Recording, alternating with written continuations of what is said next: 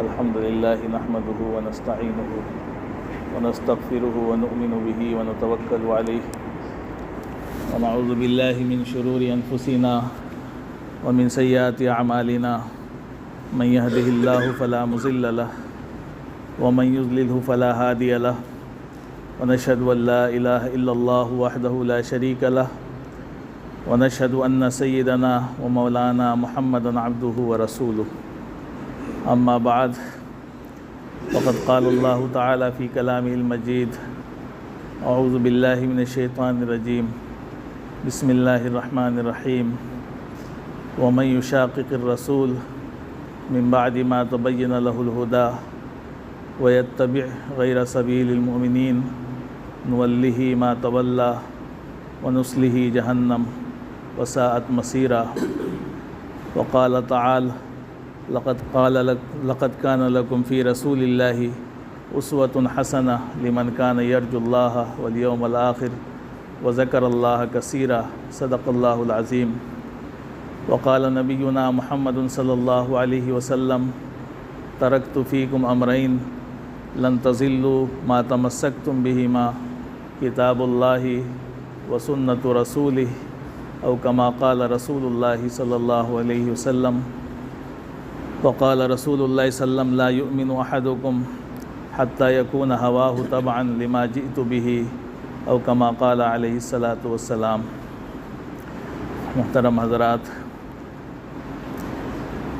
ربیع الاول کا مہینہ چل رہا ہے اور جب یہ مہینہ آتا ہے تو ہر شخص کو ایک بہار کا احساس ہوتا ہے، اس کو اس کی برکتیں اور اس کی جو رحمتیں ہیں اور جو خاصیتیں ہیں ان کا کچھ نہ کچھ اس کو احساس ہوتا ہے۔ تو یہ مہینہ یقیناً جس کی نسبت ہم سب کے آقا جناب محمد الرسول اللہ صلی اللہ علیہ وسلم کی ذات اقدس کی طرف ہے، یہ بڑا برکتوں والا مہینہ ہے، بڑی فضیلت والا مہینہ ہے، بہت اہمیت والا مہینہ ہے اور ایمان والوں کے لیے بڑی عظمت والا مہینہ ہے۔ اس مہینے کو ہم جس نگاہ سے دیکھتے ہیں یقیناً اس کے مطابق ہمارے اعمال بھی ہونے چاہیے۔ ہمارا جو دین ہے، دین اسلام، وہ عملی دین کا نام ہے۔ ہمارے دین میں رسم و رواج اور طرح طرح کی چیزیں جو دوسرے مذاہب میں ہوتی ہیں اس سے کوئی تعلق نہیں۔ ہمارا دین جو ہے وہ ایک صاف ستھرا دین ہے اور جس کے اندر اللہ کے نبی صلی اللہ علیہ وسلم کو اللہ تبارک و تعالیٰ نے نمونہ بنا کر کے بھیجا ہے۔ اللہ کے نبی صلی اللہ علیہ وسلم کی ذات اقدس جو ہے وہ ہر لحاظ سے ایک کامل اور مکمل، جس میں ذرہ برابر بھی نقص کی کوئی گنجائش نہیں، اور ایسا اس لیے ہے کہ جس کو نمونہ بنایا جاتا ہے وہ چیز کامل ہونی چاہیے، مکمل ہونی چاہیے۔ اگر نمونے میں کمی ہوگی تو ساری چیزیں پھر خود بخود بگڑتی چلی جائیں گی۔ تو چونکہ اللہ کو، اپنے آقا کو، اپنے محبوب کو، ہے نا، ہمارے آقا اور اپنے محبوب کو نمونہ بنانا تھا، ہے نا، آنے والی پوری انسانیت کے لیے، تو اللہ تبارک و تعالیٰ نے تمام خوبیاں، تمام اچھائیاں جو کسی کے اندر ہو سکتی تھیں وہ سب ہم سب کے آقا جناب محمد الرسول اللہ صلی اللہ علیہ وسلم کے اندر اللہ نے رکھی۔ اسی لیے ایک صاحب گئے اماں جان حضرت عائشہ رضی اللہ عنہا کے پاس اور کہا کہ اماں جان آپ ہم سے جو ہے نا اللہ کے وسلم کے اخلاق کے بارے میں بتا دیجیے۔ تو اماں جان نے فرمایا کہ کیا تم قرآن نہیں پڑھتے ہو؟ تو کہا کہ یقیناً ہم قرآن پڑھتے ہیں۔ تو فرمایا کہ کان خلقہ القرآن، اللہ کے نبی صلی اللہ علیہ وسلم کے اخلاق جو ہے وہ قرآن ہی تھے۔ یعنی آپ قرآن پڑھتے جائیں اور قرآن میں جو بھی خوبیاں، جو بھی اچھائیاں، جو بھی اخلاق آپ کو ملتے جائیں گے وہ ہمارے آقا میں ملتے چلے جائیں گے۔ یعنی کھلی ہوئی کتاب ہے ہمارے آقا کی زندگی، آپ کی سیرت، آپ کا کردار، جو زندگی میں نمونہ بنانا چاہتا ہے، عمل کرنا چاہتا ہے، اس کے لیے قرآن نے اعلان کیا کہ بھائی دیکھو دنیا میں کوئی تمہارے لیے آئیڈیل نہیں ہے، کوئی نمونہ نہیں ہے، کسی کو دیکھ کر کے تم مت چلو، اگر چلنا ہے، نمونہ بنانا ہے، آئیڈیل بنانا ہے تو وہ کون ہے؟ لقد کان لکم فی رسول اللہ اسوۃ حسنہ۔ سب کے لیے، سارے ایمان والوں کے لیے کیا ہے؟ اللہ کے نبی صلی اللہ علیہ وسلم کی زندگی میں بہترین نمونہ ہے۔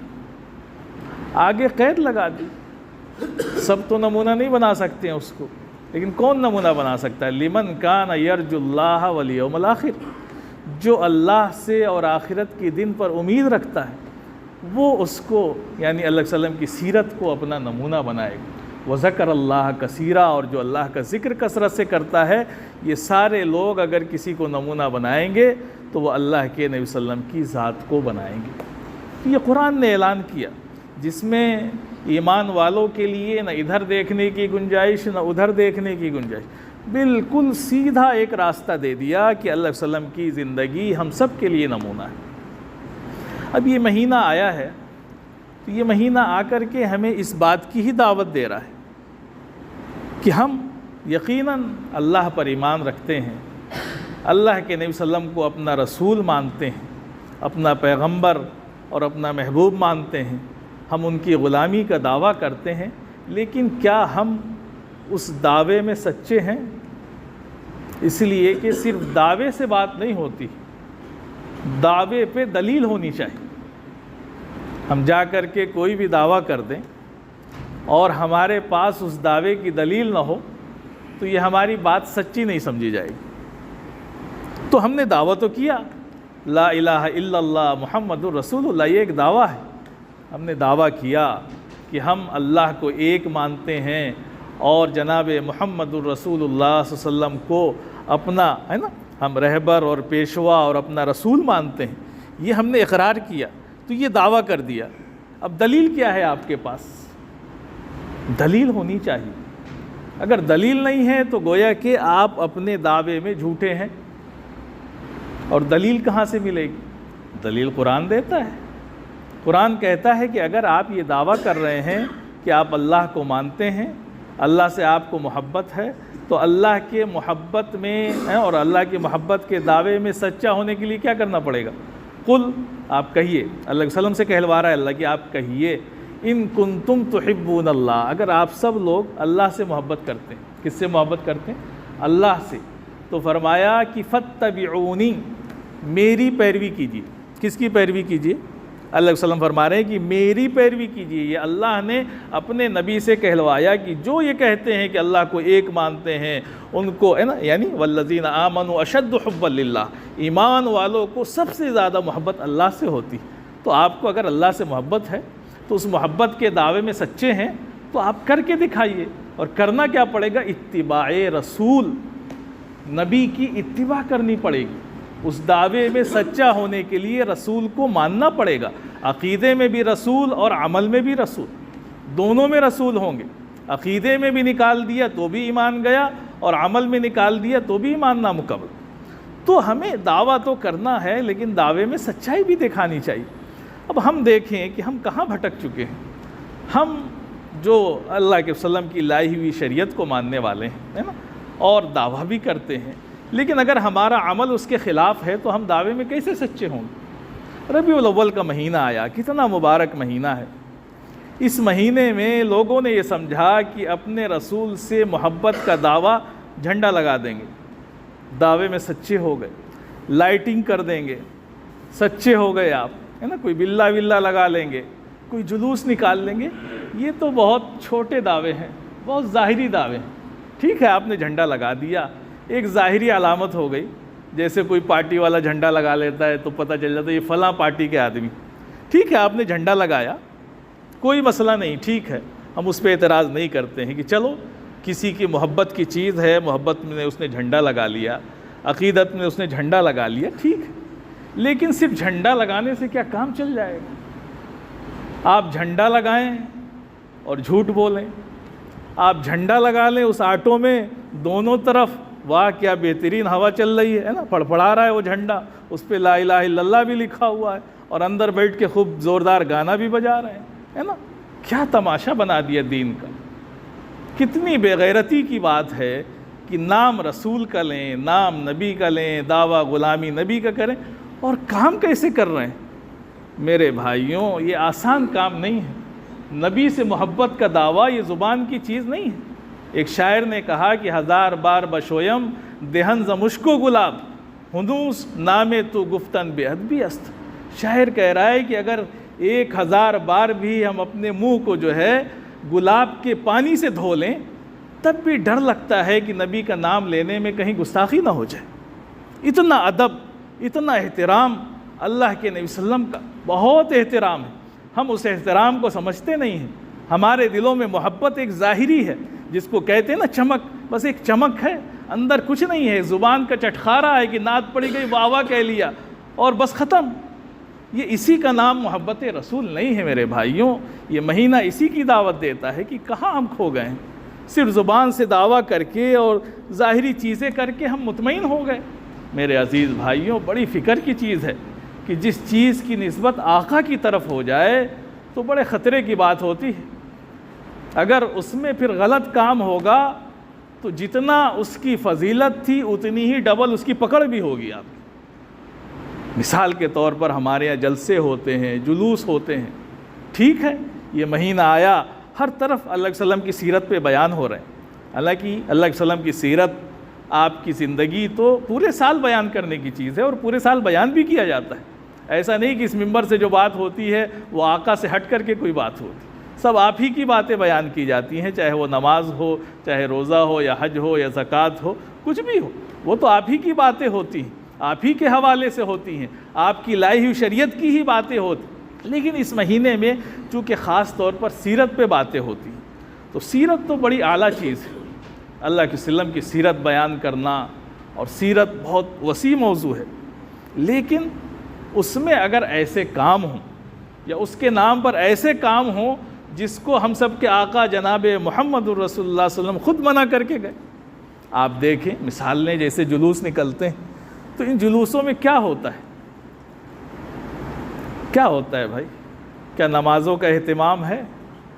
امام حسین تو کربلا کے میدان میں جہاں تیروں کی اور تلواروں کی برسات چل رہی ہے وہاں نماز چھوڑنے کو تیار نہیں، اور یہ ایمان والا بڑا سا جھنڈا لگا کر کے اور جھوٹ بھی بول رہا ہے، شراب بھی پی رہے ہیں لوگ جا جا کر کے، طرح طرح کی غلط حرکتیں بھی کر رہے ہیں، اور نسبت کہاں جا کر کے کر رہے ہیں؟ نہیں، آپ دنیا کا کام کر رہے ہو کرو، دنیا کے گناہوں میں آپ مبتلا ہو رہو، لیکن اگر آپ نے نسبت کر دی آقا کی طرف تو بڑے خطرے کی بات ہوتی ہے۔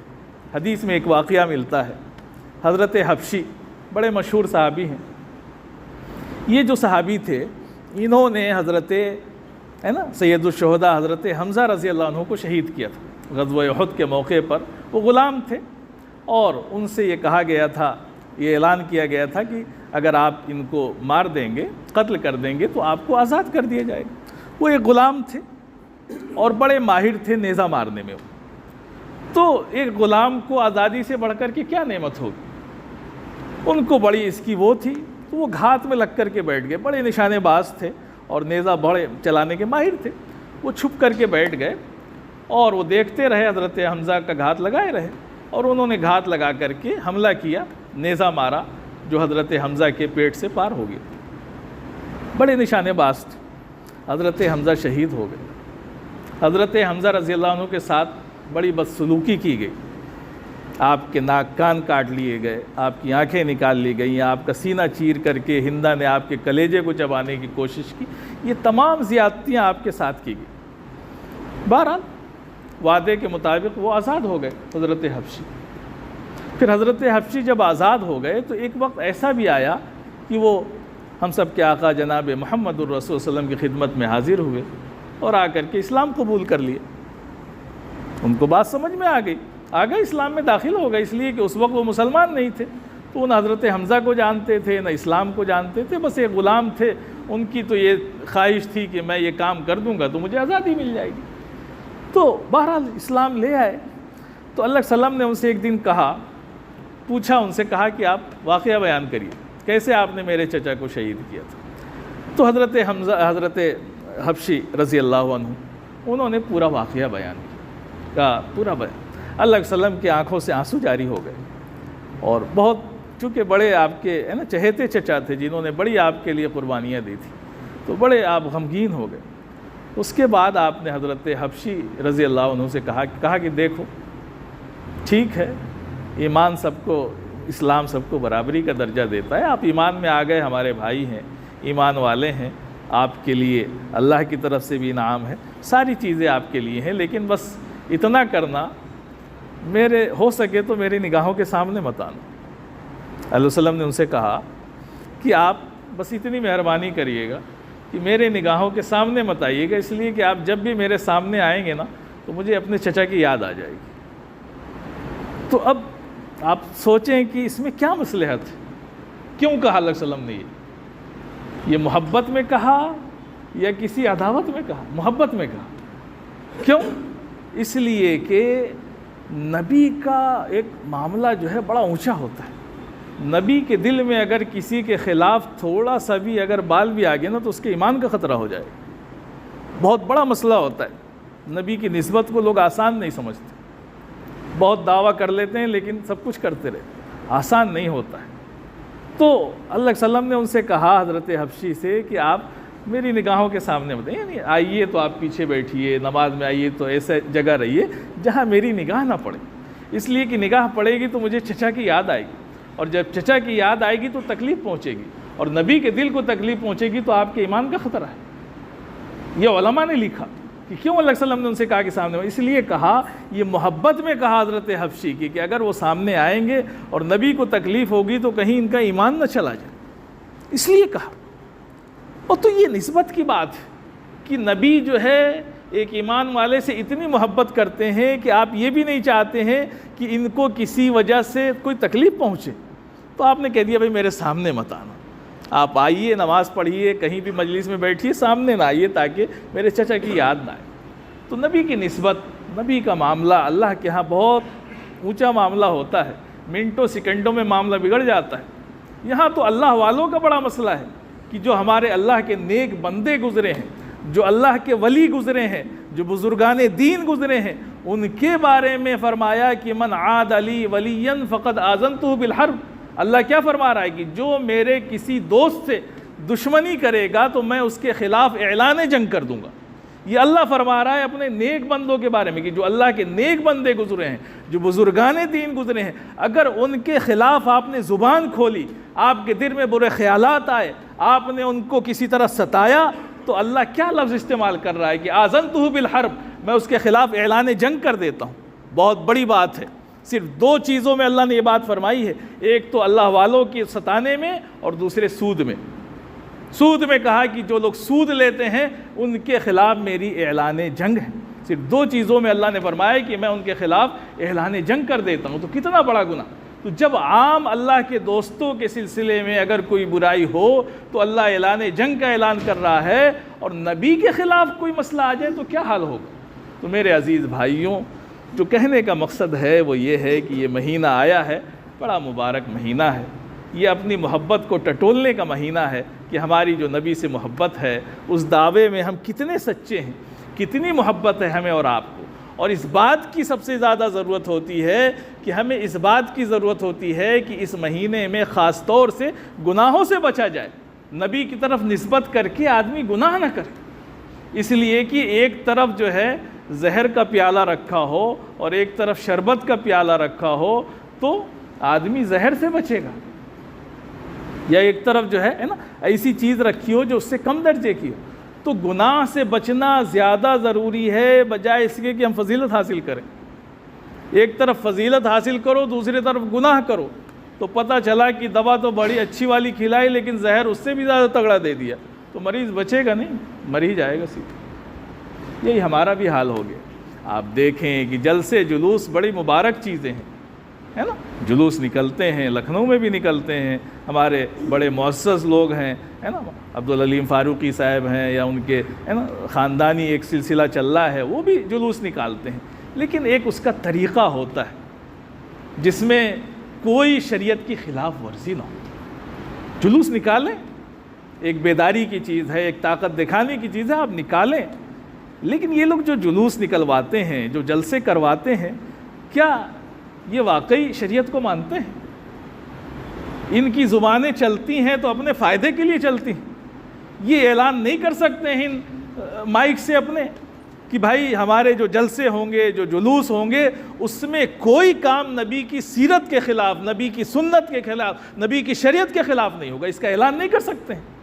کیوں نہیں کر سکتے ہیں؟ ان کو مزہ لینا ہے. مزہ لینا ہے تو اعلان کیوں کریں گے؟ یہ مزہ لے رہے ہیں برسوں سے، کچھ نہیں مل رہا ہے. کیا تبدیلی آ گئی سماج میں ان جلوسوں سے، ان جلسوں سے؟ کتنے سالوں سے جلسوں، کتنے لوگوں کو صحیح راستہ مل گیا، کتنے لوگ اللہ صلی اللہ علیہ وسلم کے اخلاق کو اختیار کرنے والے ہو گئے، کتنے لوگ آپ کی سیرت کو پڑھنے والے ہو گئے. کیا انقلاب آیا امت میں سوائے اس کے کہ عورتوں اور مردوں کا اجتماع کر کے گناہ کرواتے ہیں؟ کہ اللہ کیا پکڑ نہیں ہوگی ان جلسہ جلوس کروانے والوں کی کہ تم نے ایک اعلان کیا تھا لیکن اس میں پابندی کیوں نہیں لگائی؟ تم نے کیوں نہیں اعلان کیا کہ کوئی عورتیں نہیں آئیں گی اس میں، وہ بھی رات کو عورتیں؟ عورت جس کو حج جانے کے لیے منع کر دیا گیا کہ بغیر محرم کے عورت پر حج فرض نہیں. اگر اس کے پاس محرم نہیں تو شریعت کہتی ہے اس پر حج بھی فرض نہیں. لیکن حالت کیا ہے یہاں؟ آپ جا کر کے دیکھیں. کیا آپ دیکھتے نہیں ہیں کس کی بھیڑ زیادہ ہوتی ہے؟ ارے کم سے کم اتنا ہی کہہ دیتے اعلان کرنے والے کہ بھائی سارے لوگ جتنے ہمارے مسلمان بھائی ہیں وہ کان کھول کر کے سن لیں کہ یہ نبی کی سیرت پر اور نبی کی ولادت پر یہ پروگرام ہو رہا ہے. کوئی غلط کام نہیں ہونا چاہیے، کسی کی نماز نہیں چھوٹنی چاہیے، کوئی ایسا عمل نہیں ہونا چاہیے جس سے دوسری قوم کو یا کسی کو تکلیف پہنچے، کوئی ایسا عمل نہیں ہونا چاہیے جس سے دین کی بے حرمتی ہو. ہماری عورتیں نکل کر کے راتوں میں باہر نہ آئیں. سارے لوگ اپنے گھروں پہ پابندی لگا دیں کہ عصر کے بعد کوئی عورت ہماری باہر نہیں نکلے گی. اتنے چھوٹے چھوٹے کام نہیں کر سکتے ہیں. لیکن کب؟ جب دین کی معلومات. ایک نمبر کے جو جاہل ہوتے ہیں وہی اس میں سب سے آگے ہوتے ہیں. کوئی عالم تو دکھے گا ہی نہیں.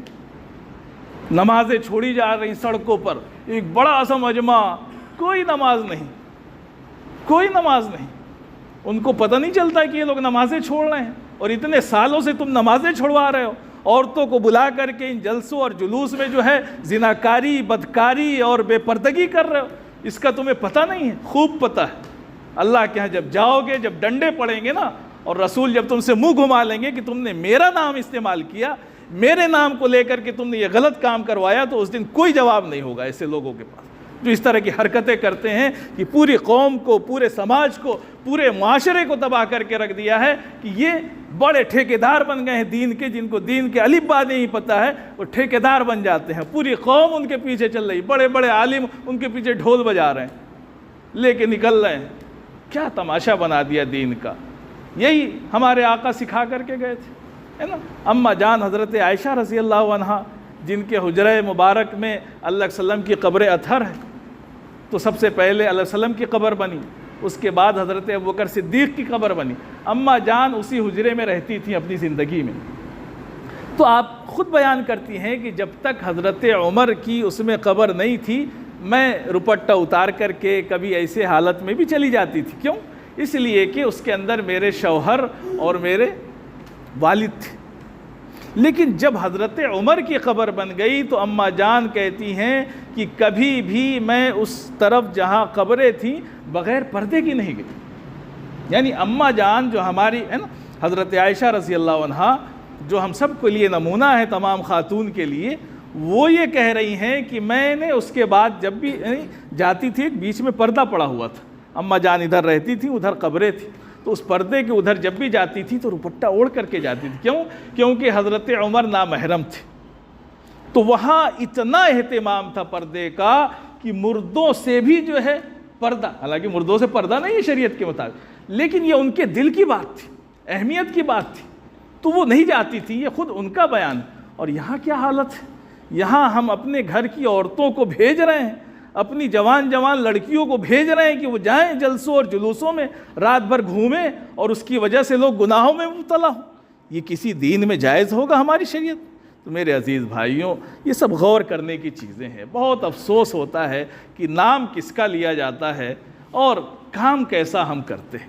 ٹھیک ہے آپ جلسہ کریں، جلوس کریں، لیکن سارے کام ہمارے نبی کے بتائے ہوئے طریقے کے مطابق ہونے چاہیے، سارے ہمارے نبی کے شریعت کے مطابق ہونے چاہیے۔ اگر ایسا نہیں ہے، اللہ قرآن میں بہت سخت بات فرماتا ہے کہ وَمَن يُشَاقِقِ الرَّسُولَ بَعْدَ مَا تَبَيَّنَ لَهُ الْهُدَىٰ، کہ جو رسول کی مخالفت کرے گا بعد اس کے کہ ہدایت کھل کر کے اس کے سامنے آ چکی ہے، اور وہ ان لوگوں کی اتباع کرے گا جو غیر ایمان والے ہیں، تو سمجھ لے نُوَلِّهِ مَا تَوَلَّىٰ، ہم اس کو اسی راستے پر چلا دیں گے جس پر وہ چلتا ہے۔ جاؤ، چلتے جاؤ، خوب مزہ آئے گا تم کو غلط کام کرنے میں۔ پھر کیا ہوگا؟ وَنُصْلِهِ جہنم، ہم اس کو جہنم میں جھونک دیں گے۔ اللہ یہ نہیں کرے گی صرف ڈال دیں گے، کہہ رہے جھونک دیں گے۔ تو جھونکنے کا لفظ جو استعمال ہوتا ہے وہ بڑا خطرناک ہے، غصے میں آدمی کہتا ہے کہ اٹھا کے پٹک دیں گے تم کو، ہے نا۔ تو اللہ فرما رہا ہے کہ جو ایسا کرے گا نُصْلِهِ جہنم، ہم اس کو جہنم میں جھونک دیں گے۔ وَسَاءَتْ مَصِيرًا، اور جہنم جو ہے بہت بری لوٹنے کی جگہ ہے جہاں تم پہنچائے جاؤ گے۔ تو میرے عزیز بھائیوں، رسول کی مخالفت نہ ہو ہمارے کسی بھی عمل سے۔ دنیا کے کاموں میں تو ہم گناہ کرتے ہی کرتے ہیں، لیکن نبی کا نام لے کر کے، نبی کے نام پر پروگرام کر کے، نبی کے نام پر جلسے کر کے اور جلوس نکال کے بھی اگر نبی کی شریعت کی مخالفت ہوگی تو اللہ کا غضب نازل ہوگا، اللہ کا غصہ نازل ہوگا، اور ہم پکڑ سے بچ نہیں پائیں گے۔ اللہ تبارک و تعالی ہم سب کو کہنے سننے سے زیادہ عمل کی توفیق عطا فرمائے۔